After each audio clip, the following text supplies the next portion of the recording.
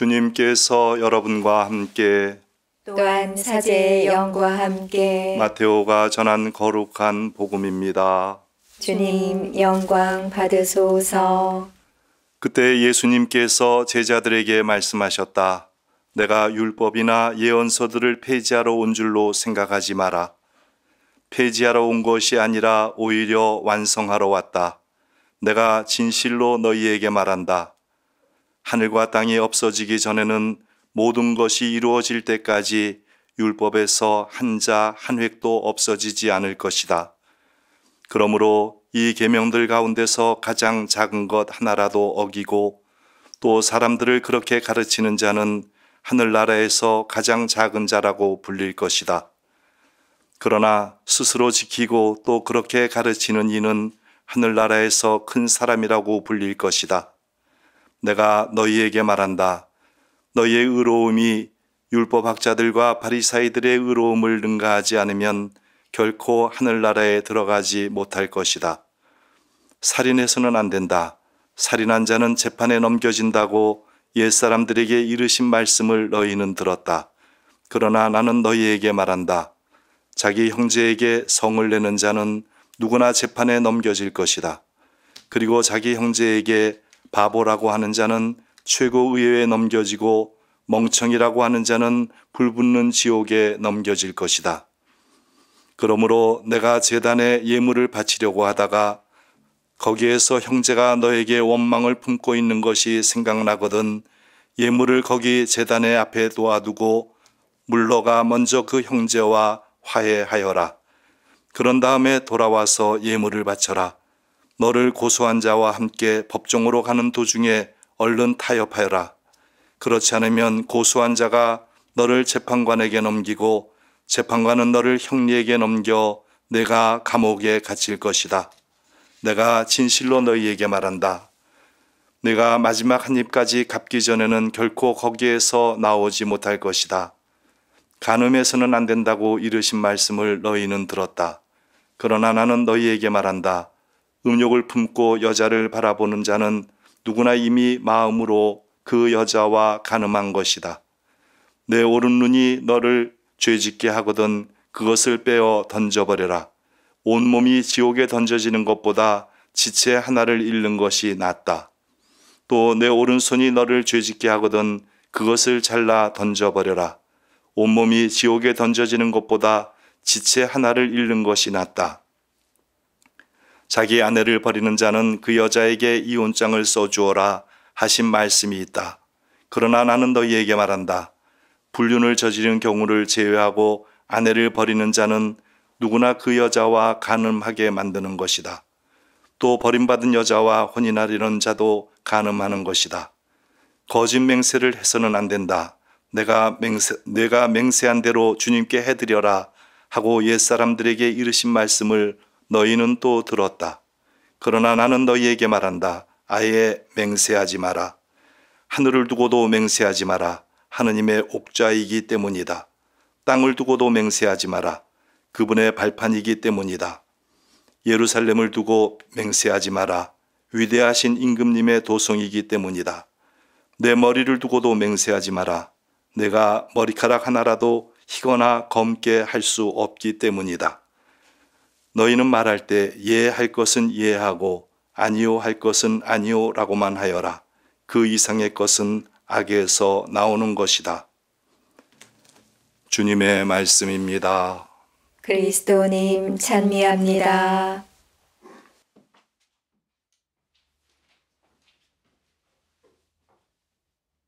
찬미 예수님, 찬미 예수님. 네, 반갑습니다. 여러분들 모두 편안히 잘 지내시리라고 믿습니다. 저는 서울대교구 방배사동 성당에서 주임 신부로 사목하고 있는 이동익 레미지오 신부입니다.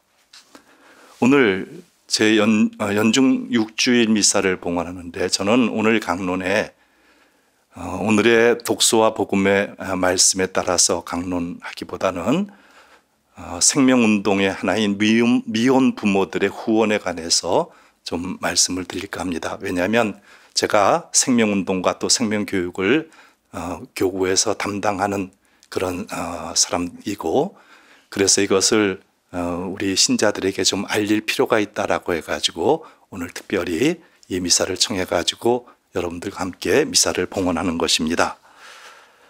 아마 여러분들도 기억하실 겁니다. 우리나라는 불과 5년 전까지만 해도 낙태가 범죄 행위다라고 해서 처벌을 받았었습니다. 기록에 따르면 대한민국 정부가 수립될 당시부터 불과 몇 년 전까지만 해도 이 법 규정은 계속 그 틀을 유지하고 있었습니다. 낙태죄, 우리 기억에도 있죠. 얼마 전까지만 해도 이 낙태죄가 우리 사회에서 통용이 되었었는데요. 낙태를 행한 당사자나 낙태를 하도록 강요한 사람, 그리고 낙태를 시술한 의사와 그 시술을 도와준 사람들이 모두 다 형사적으로 처벌된다는 그러한 법 규정입니다. 그런데 이 낙태죄가 헌법재판소로부터 헌법 불합치 판정을 받고 지난 2018년도부터는 아예 그것이 낙태죄가 없어져 가지고 우리나라는 낙태 자유국가가 되어버렸습니다. 사실 이 문제에 대해서 교회는 상당히 염려를 해오고 있습니다. 낙태죄가 없어진다라고 한다면은 우리 국민들의 생명 경시 현상이 더욱더 깊어지지 않을까 하는 그런 염려. 그래서 무고한 생명들이 더 많이 죽는 그런 결과가 가져올 것이다라고 생각해서 이 낙태죄 폐지에 관해서는 상당히 크게 반대를 했었습니다. 그래서 한국교회 전체가 헌법재판소의 이 판결이 있기 전에 이 낙태죄 폐지를 반대한다는 그런 의미로서 전 국민 서명운동을 벌인 바가 있습니다. 불과 5, 6년 전의 일인데 아마 여러분들도 잘 기억하실 것이라고 생각을 합니다. 전국의 가톨릭 신자들이 앞장서서 서명을 받아냈고 마침내 100만 명의 서명을 받아서 주교회의 의장 대주교님께서 그 서명 용지를 직접 헌법재판소에 제출한 적이 있습니다. 그 당시에 저는 이 서명운동을 지휘하고 또 총괄하는 일을 하면서 100만 명 서명을 달성한 것에 대해서 아주 뿌듯하게 생각하기도 했었습니다. 그런데 이 서명운동을 하던 중에 교회 안팎에서는 이 서명운동에 대해서 별로 우호적이지 않은 소리가 들려왔습니다. 주로 이런 소리였습니다. 아니, 가톨릭 교회가 낙태를 줄이기 위해서 한다는 노력이 고작 이런 서명운동이야? 여태껏 뭘 하고 있다가 이제 서명 용지만 들고 쫓아다니는 거지? 사실 이런 반응에 대해서 저는 굉장히 당황했고 또 굉장히 가슴 아팠습니다. 또 그렇지만은 한편으로는 저 역시 그런 반응에 대해서 공감할 수밖에 없었습니다. 제가 사제생활 전체를 생명운동, 생명교육에 매진해 왔었는데 사실 그러한 반응에 저 역시 상당히 부끄러웠지만은 교회의 생명운동이 좀 전환적으로 변화되어야 된다는 것을 그 당시에 제가 많이 깨달았습니다. 저는 대학에서 오랫동안 강의하면서 또 여러 신부님들 앞에서도 교회의 생명 존중 사명에 대해서 이야기할 기회가 자주 있었습니다. 그럴 때마다 저는 이런 얘기를 한 적이 있습니다. 우리 교회의 각 본당에서 미혼모를 직원으로 채용할 수 있다면 그것도 낙태를 줄일 수 있는 하나의 현실적인 대안이 있을 것이다. 또 그것이 실천적으로 생명 존중 운동이 될 수 있을 것입니다. 이런 얘기들을 자주 했습니다. 그런데 이 얘기를 듣고 있던 어느 한 본당 신부님이 이런 말을 합니다. 만일 미혼모를 본당의 직원으로 채용한다면 본당의 신자들이 가만히 있지 않을 겁니다. 우리 신자들이 그것을 받아들일 수 없다라고 하는 것이죠. 그래서 미혼모를 직원으로 채용하고 싶어도 채용할 수 없다라는 그런 본당 신부님의 말이었습니다. 그 말을 듣고서 충분히 그럴 수가 있구나 이런 생각을 했죠. 그래서 이런 운동을 하기 전에 먼저 생명 존중에 대한 의식이 우리 사회 또 우리 교회가 바뀌어야 된다는 것이 우선이다라고 하는 그런 생각을 했습니다. 가톨릭 교회의 윤리가 아주 엄격하고 특히 결혼도 하지 않은 처녀가 애를 낳았다고 할 때 교회 안에서 그 손가락질을 어느 누가 견뎌내겠습니까? 그래서 그 손가락질을 없애는 것이 우선이다라는 이런 생각을 한 것이죠. 그래서 저는 이제 교회가 좀 바뀌어야 된다라고 생각을 했습니다. 우리 신자들의 생각도 바뀌어야 합니다. 저는 강의를 하면서 또 생명운동을 하면서 자주 이런 말을 하곤 했습니다. 미혼모로서 아기를 낳았다는 것이 비난받기보다는 생명을 버리지 않고 낳은 사실에 대해서 우리 사회가 그들을 칭찬하고 또 박수를 보내야 한다. 이런 말을 아주 자주 했습니다. 미혼모, 미혼부모, 특히 청소년 미혼부모가 아기를 낳기 전까지 얼마나 많은 심적, 육체적 고통을 겪었을까를 생각하면 조금이나마 그들의 심정을 헤아릴 수 있을 것입니다. 가족들의 외면, 또 사회의 따가운 시선, 주위로부터의 따돌림, 미래에 대한 불안감. 그래서 낙태에 대한 유혹은 계속되고 나아가 그에 따른 엄청난 고통이 있다는 것입니다. 그렇지만은 이 미혼 부모들은 그 모든 어려움을 이겨내면서 자기에게 맡겨진 생명을 사랑했고 또 지켜내려고 했습니다. 그들의 어머니의 마음, 그 마음으로 생명을 살리는 참으로 어렵고도 위대한 결정을 한 사람들이 바로 미혼모, 미혼 부모들이 아니겠습니까? 그래서 저는 우리 사회가 미혼모로서 애를 낳았다는 것을 비난하기보다는 모든 것이 불안정하고 암울한 미래를 예상하면서도 아기에 대한 사랑 때문에, 생명에 대한 사랑 때문에 아기를 낳았다는 사실을 우리가 칭찬하고 용기를 줄 수 있어야 한다는 그러한 사회가 되어야 한다는 것을 여러분들에게 말씀을 드리는 것입니다. 이러한 마음으로 저는 2018년부터 제가 있는 본당에서 미혼 부모들을 위한 후원을 시작하였고 또 서울대교구는 이러한 정신을 받아들여서 3년 전에 교회의 공식 기구로 미혼 부모 기금위원회를 출범하였습니다. 미혼모들의 고통은 실로 큽니다.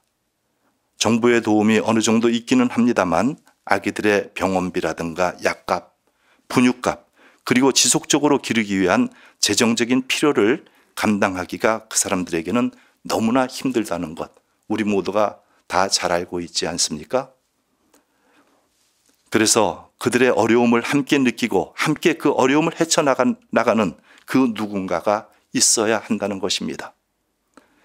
우리 가톨릭 교회는 생명 존중의 수호자 역할을 자처하고 있기 때문에 그들이 미혼모로서 아기를 낳아 기르는 것이 혼자만의 일이 아니라는 것을 느끼게 하고 또 그럼으로써 그들이 용기와 희망을 갖고 아기를 키워나갈 수 있도록 작은 힘이나마 되려고 하는 것입니다. 작년까지 저희 위원회가 미혼 부모를 지원한 것은 이제 후원을 시작한 지가 5년이 되었죠. 그렇게 후원을 시작한 것은 매년 약 40명에게 월 50만 원씩 1년 내지 2년간을 지원을 했습니다. 그러나 올해부터는 그들의 어려움을 더 많이 느끼기 때문에 그 기간을 조금 더 연장해서 지속적으로 2년간 지원하기로 결정을 하였습니다. 그들에게 그만큼 그런 것들이 필요하기 때문입니다. 1년에 그 후원금이 지금까지는 약 3억 원 정도의 후원금이 필요했습니다. 아마 앞으로는 그 이상이 더 필요할지도 모릅니다. 처음 이 후원회를 시작할 때는 전국에서 약 2천여 명 정도가 도움을 주셨는데 정기적으로 매달 단 얼마씩 1만 원, 2만 원 이렇게 도움을 주셨는데 이제 코로나19의 상황을 겪으면서는 그 2,000명이 500명으로 줄어들었습니다. 그러나 생명을 사랑하고 지키고자 하는 여러분들이 계시기 때문에 저희는 결코 낙담하지 않습니다. 왜냐하면 여러분들의 따뜻한 마음으로 인해서 미혼 부모들의 마음과 그 미래 역시 따뜻할 것이라고 믿고 있기 때문입니다. 다시 한번 말씀드리고 싶습니다. 우리는 미혼모인 그들을 비난하기보다는 오히려 그들이 생명을 용감하게 지켜냈다는 것을 칭찬해 주어야 하는 그러한 사회의 주역이 되어야 된다는 것을 말씀드리고 싶습니다. 그들이 지켜낸 생명, 그들이 그 생명을 보호하기가 어려운 여건이라면 당연히 우리 사회가, 아니 나 자신만이라도 그들을 보호하고 생명을 자라나게 하는 일, 그런 일들을 담당해야 되지 않겠습니까? 여러분 모두가 미혼 부모들에게 용기와 희망이 되어주시는 당사자들이 되어 주십시오. 생명의 주인이신 주님께서 여러분들에게 크신 축복을 내리시기를 빕니다. 아멘.